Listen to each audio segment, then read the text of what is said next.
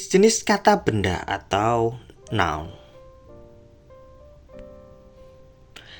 Jenis-jenis kata benda selain memiliki fungsi yang beragam, kata benda atau noun juga memiliki jenis yang beragam juga. Kalian harus mempelajari seluruh jenis-jenis noun agar fasih bahasa Inggris dan lulus TOEFL kalau yang ingin TOEFL. Goalsnya ke TOEFL. Kalau IELTS ya sama sebenarnya ya. Penjelasan mengenai jenis-jenis noun akan kita bahas setelah ini. Nah, yang pertama, jenis-jenis noun itu dibagi menjadi 3. Ada noun berdasarkan penamaannya. Nah, di sana dibagi 3 juga. Ada kata benda yang secara umum, kata benda secara khusus, kata benda secara kumpulannya. Nah, kita lihat kata benda berdasarkan jumlahnya, bisa dihitung atau tidak bisa dihitung. Kalau secara wujud, yang ketiga, itu ada wujudnya atau tidak. Nah, jadi 3 poin ini yang kita harus pahami mengenai kata benda. Nah, ini nanti mempengaruhi pembentukan kata kerja setelahnya. Bila kata benda ini kita taruh atau kita letakkan di depan sendiri atau sebagai subjek. Nah, kita bahas satu persatu. Noun berdasarkan penamaannya. Yang pertama tadi ada kata benda umum atau common noun. Common noun adalah kata benda secara umum sehingga penulisannya tidak harus dengan huruf kapital. Kalau di depan sebenarnya tetap saja ya, karena yang kalau kalimat huruf yang paling depan pasti kita harus mengkapitalkan. Nah, tapi di sini tidak diharuskan kalau untuk kata benda umum ya, terutama ketika kita taruh belakang nanti. Kalau di depan tetap ya. Yang kedua, ini ada kata benda khusus, proper noun. Proper noun adalah kata benda secara spesifik sehingga memerlukan kapital dalam penulisannya. Nah, contohnya ini kita bedakan antara kata benda umum dan kata benda khusus. Untuk orang nih, ada common propernya. Kalau kita membicarakan profesinya, writer, penulis. Nah, penulis itu secara umum, berarti dia common, teman-teman. Kalau nama orangnya itu proper. Nah, nama orang kebanyakan kan kita harus menulis secara kapital untuk kata pertamanya, untuk huruf pertamanya. Kalau writer tidak. Begitu pula ada actor.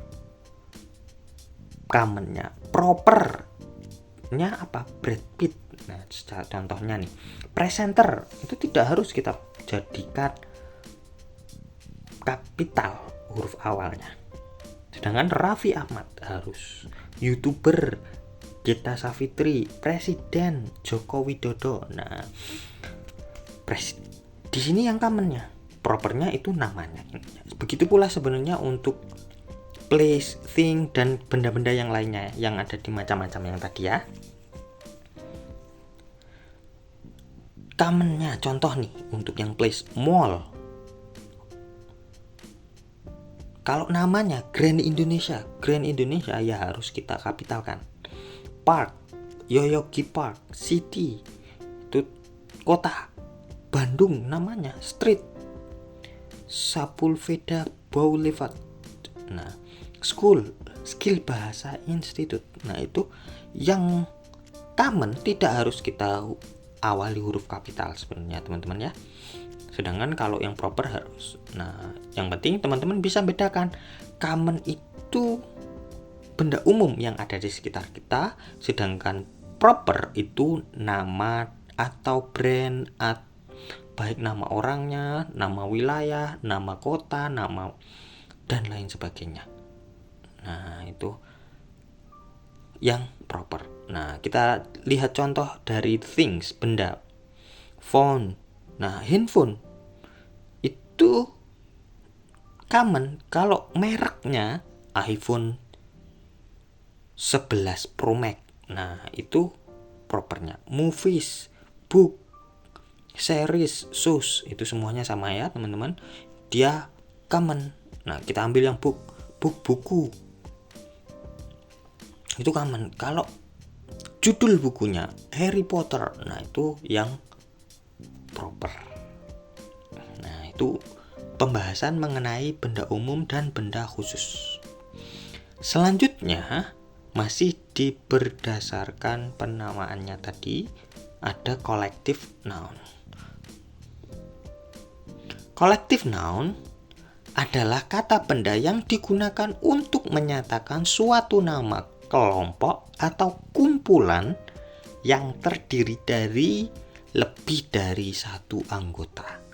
Kata benda ini dapat berupa orang, hewan, benda, atau abstrak noun. Nah, intinya berbagai hal bisa. Hanya saja di sini intinya collective noun itu ada beberapa benda di dalam collective noun tersebut. Contoh, bagaimana sih contohnya?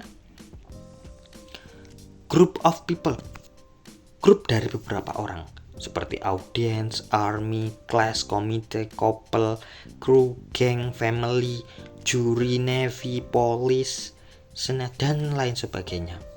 Nah, kita contohkan saja satu, tim. Tim di situ terdiri dari beberapa unsur anggota. Contoh, kita ambil tim sepak bola, ada kiper dan lain sebagainya. Atau kita mudahkan lagi nih, kita ambil family. Minimal dalam family itu ada bapak, ibu, dan anak. Nah, berarti kan dalam kata family tersebut ada 3 benda di dalamnya. Nah, itulah collective noun, teman-teman. Begitu pula untuk group of animal, colony, deer, fish, frog, herd. Begitu pula benda abstrak juga bisa. Bunch, bundle, company, department, equipment, faculty, furniture, pair, struct, dan lain sebagainya. Nah, intinya di sini collective noun itu kata benda yang di dalamnya ada beberapa kata benda. Kenapa kita bahas untuk collective noun? Sebenarnya nanti perbedaannya hanya untuk mengenalkan kita pada American accent atau British accent. Pada American accent, collective noun kalau satu ya tunggal, kalau dua ya berarti jamak, atau lebih dari satu berarti jamak. Kalau di British accent itu meskipun satu sudah dianggap jamak. Kenapa? Alasannya karena di dalam collective noun tersebut sudah terdiri dari beberapa anggota tadi. Jadi mudahnya teman-teman,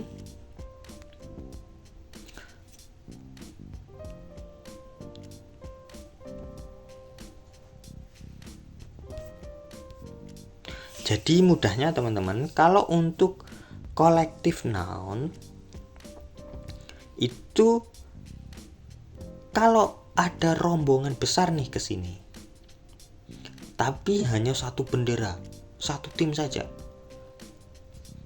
Kalau di Amerika ya dianggap tunggal, meskipun satu rombongan besar, tapi kan satu bendera saja.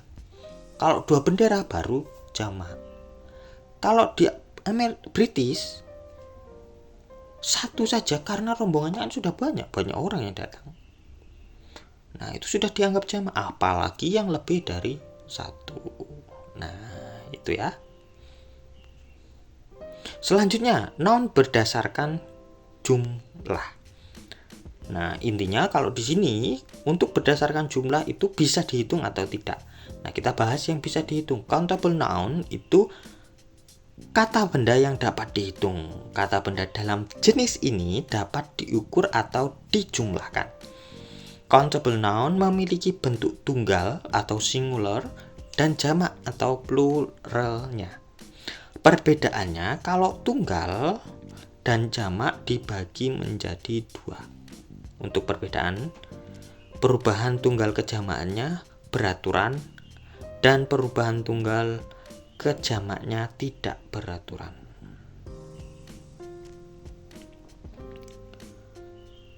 Yang selanjutnya ada uncountable noun, kata benda yang tidak bisa dihitung. Kata benda jenis ini tidak dapat dihitung dan hanya memiliki satu bentuk, yaitu bentuk tunggal atau singularnya saja. Contoh countable dan uncountable noun. Countable noun dulu nih ya. Ada dua tadi, ada yang beraturan dan tidak beraturan. Yang beraturan itu tunggalnya, teman-teman tinggal tambahkan S atau IS. Kata benda tunggalnya tinggal tambahkan S atau IS. Contohnya ada book, satu buku. Nah, berarti hitungannya satu buku. Kalau books itu lebih dari satu, bisa 2 buku, 3 buku, atau buku-buku saja. Kan buku-buku itu sudah dianggap jamak. Begitu pula tomato. Nah, tomatoes atau tomatoes. Nah, ketambahan ES, teman-teman. Chair, chairs. Box, boxes. Cat, cats. Nah, bedanya ketambahan S atau IS untuk tunggal dan jamaknya. Kalau jamak ketambahan S atau IS. Kalau irregular, perubahannya tak beraturan, teman-teman. Jadi, untuk bentuk tunggal dan jamaknya itu berbeda. Contoh ada foot. Foot itu berarti hitungannya hanya satu kaki. Kalau feet, kaki-kaki. Nah, bisa kita tambahkan hitungan tadi 2 kaki, 3 kaki, 4 kaki, dan lain sebagainya. Person, orang, yaitu hitungannya satu orang. Kalau people, orang-orang. Berarti kalau kita tambahkan angka ya bisa 2, 3, intinya bukan satu. Begitu pula man, tooth, mouse. Nah, kan beda. Man, mean, tooth, teeth, mouse, mice. Nah, bentuknya berbeda.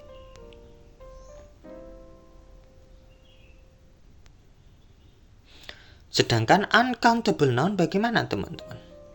Uncountable noun itu ya benda yang tidak bisa kita hitung. Contoh wine, angin, cheese, keju, sugar, gas, love. Nah, ini intinya, teman-teman, kalau untuk countable, uncountable noun, countable noun, kalau kita tarik garis dalam bahasa Indonesia, countable noun itu benda padat. Benda padat. Contoh book tadi benda padat, tomato benda padat, chair benda padat, kursi benda padat, box, kucing, nah benda padat semua. Itu countable. Kalau uncountable, benda cair atau benda bubuk. Nah, kita ambil dua itu dulu. Sebenarnya ada kata yang lainnya ya, benda olahan yang dari benda cair atau benda bubuk. Terus ada benda gas, partikel.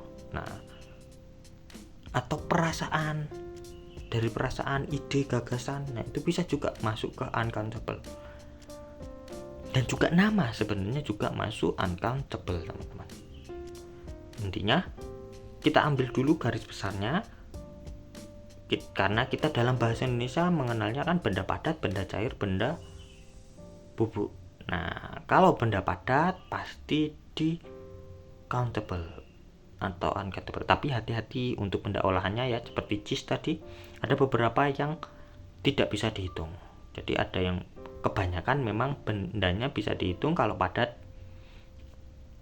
hanya beberapa yang tidak bisa dihitung. Kalau benda cair atau benda bubuk pasti yang uncountable, tidak bisa dihitung. Dan bentuknya hanya tunggal. Selanjutnya kita bahas berdasarkan wujud.